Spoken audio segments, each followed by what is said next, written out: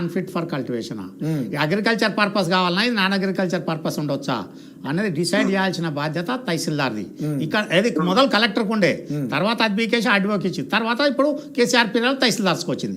Collector period ఉన్నప్పుడు non agriculture land conversion చట్టంలో report 2 స్టెప్లో తీసుకునేది, తహసీల్దార్ ఆర్డీఓ నుంచి. ఇది వ్యవసాయేతర భూమి, వ్యవసాయానికి పనికొచ్చే భూమి, పనికిరాని భూమి, అప్పుడే కానీ కన్వర్షన్ ఆర్డర్ ఇచ్చేది. ఇప్పుడు ఏముంది, అడ్డగోలు వ్యవసాయం చేసి ఏదన్నా కానీ కన్వర్షన్ కావాలి, కన్వర్షన్ అక్కడ చెప్తున్నా. అది ఇప్పుడు నేను చెప్పిన కదా, కొల్లూరు సాక్ష్యం, సజీవ సాక్ష్యం ఉన్నది. కొల్లూరు ఆయన కొట్టుకొని చూసుకోరు మీరు. సర్వే నంబర్ 175 నుంచి 190 మధ్యలో 1984లో ఉన్నోళ్ళు ప్లాట్లు వాళ్ళది పక్కకు పెట్టేసి వచ్చి ఇప్పుడు నాదెల్ల ఎస్టేట్ ఒకటి కబ్జా పెట్టుకున్నాడు ఏవల్ విజయభాస్కర్ చౌదరి. విన్నావా, ఆయన అగెనిస్ట్ కేసులు కూడా ఉన్నాయి బోలెడు సంగారెడ్డిలా, ఈ ధరణి పుణ్యమా అని. విన్నారా, వాళ్ళు ఎవడన్నా ఉంటే అయిపోయింది చూడాలి కదా. ఇక్కడ ఏంటంటే లోపము, రెవెన్యూ మినిస్టర్ ఏదైతే ఉందో డిప్యూటీ సీఎం క్యాడర్లో కానీ ప్రతి రాష్ట్రానికి 2వ స్థానంలో ఉంటారు. అక్బర్ కాడ మొదలు పెడితే షేర్షా సూడ్ కాడ మొదలు పెడితే వాళ్ళకు కూడా రాజా తోటర్మలు నెంబర్ 2 పొజిషన్ అప్పుడు అక్బర్ పీరియడ్లో. ఆ రకంగా ఏదైతే ఉందో సిస్టంలో ఈయన మంత్రికి, ముఖ్యమంత్రికి ఆయనే 12 వ్యాపకాలు ఉంటాయి, ఈక్వేషన్స్, క్యాల్కులేషన్స్, ఎస్టిమేషన్స్ ఇవన్నీ ఉన్నప్పుడు నువ్వు రెవెన్యూకి ఎక్కడ టైం కేటాయిస్తావు?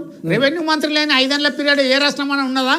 ఆ రెవెన్యూ మంత్రి లేని, ప్రత్యేకంగా రెవెన్యూ మంత్రి లేని రాష్ట్రం ఏదన్నా ఉన్నదా పెద్ద రాష్ట్రాలల్లో? పోర్ట్ఫోలియో నేను అనేది, రెవెన్యూ శాఖకు మంత్రి లేని రాష్ట్రం ఏది ఉన్నదంటే తెలంగాణ చరిత్రలో 2018 నుంచి 2024 దాకా ఉన్నది, 23 దాకా. అయితే అది కన్వర్షన్ అన్న కాడ అడ్డగోలు భూములన్నీ కన్వర్షన్ చేసి పనికిరాని మంచి సేద్యమైన భూములన్నీ కూడా అవి పోతున్నాయి. కలెక్టర్కి ఎందుకు ఇచ్చారు అప్పుడు? గవర్నమెంట్ ఇవ్వలేదు కదా. ఇంకొకటి 1971 దాకా కూడా భూములు అమ్మకాలు కొనకాలు కావాలంటే ఇప్పుడు కర్ణాటకలో ఉంది, మహారాష్ట్రలో ఉంది, యూపీలో ఉంది, తహసీల్దార్ పర్మిషన్ తీసుకుంటేనే అగ్రికల్చర్ ల్యాండ్ రిజిస్ట్రేషన్ అయ్యే పరిస్థితి ఉన్నది. ఇప్పటికి కూడా ఉన్నది పక్క రాష్ట్రాలలో. అదే సార్, ఇప్పుడు నేను చెప్పేది ఏంటంటే ధరణి ముమ్మాటికి తెలంగాణ రాష్ట్రంలో ఒక గొప్ప సంస్కరణలకు నాంది పలికింది. ఒక 6 విషయాల్లో మాత్రం చాలా రెవల్యూషనరీ చేంజెస్ మాత్రం వచ్చాయి సార్. ఒకటి, మ్యూటేషన్ విషయం కావచ్చు, సక్సెషన్ విషయంలో కావచ్చు, ఒక సమూలమైనటువంటి మార్పు తీసుకొచ్చింది.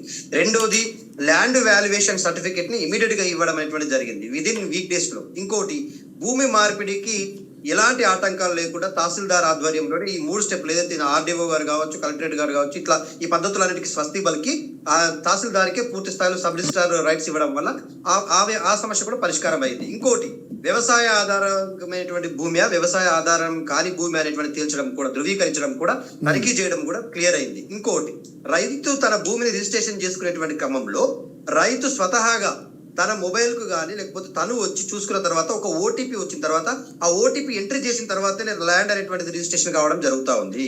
అంటే నేను అనేది ఏంటంటే సార్, ఇప్పుడు డిజిటల్ టెక్నాలజీలో మనం ఉన్నాము. ఈ ల్యాండ్ లో సంస్కరణలు ఇప్పుడే కాదు, ఇవాళ కేసీఆర్ గారు 10 సంవత్సరాలు ఉండే అయిపోయింది, రేవంత్ రెడ్డి గారు వచ్చారు.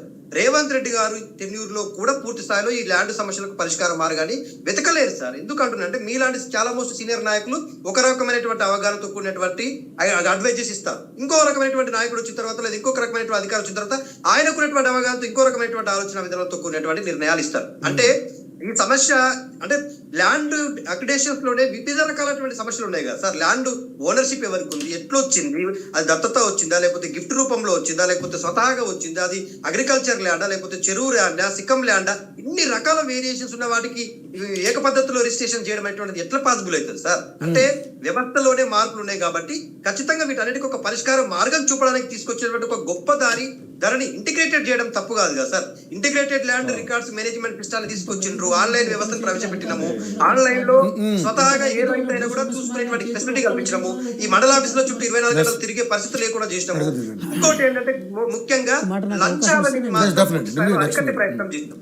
ఇవాళ రెవెన్యూ డిపార్ట్మెంట్ లోనే కాదు, ఏ డిపార్ట్మెంట్ లో అయినా కూడా ఈ కరప్షన్ అనేటువంటిది ఉంది కాబట్టి ఆ కరెక్షన్ ఏదో ఒక విధంగా కొంత పరిష్కరించే మార్గం చూసినాం. సో ఇట్లా ఈ పరిష్కార మార్గం చూపిన దాంట్లో మీరంటున్నటువంటి సమస్యలు ఏవైతే ఉన్నాయో వాటిని ఇప్పుడు ప్రస్తుతం ఉన్నటువంటి ప్రభుత్వం ధరణి పేరుని భూమాతగా మారుస్తా అంటున్నారు.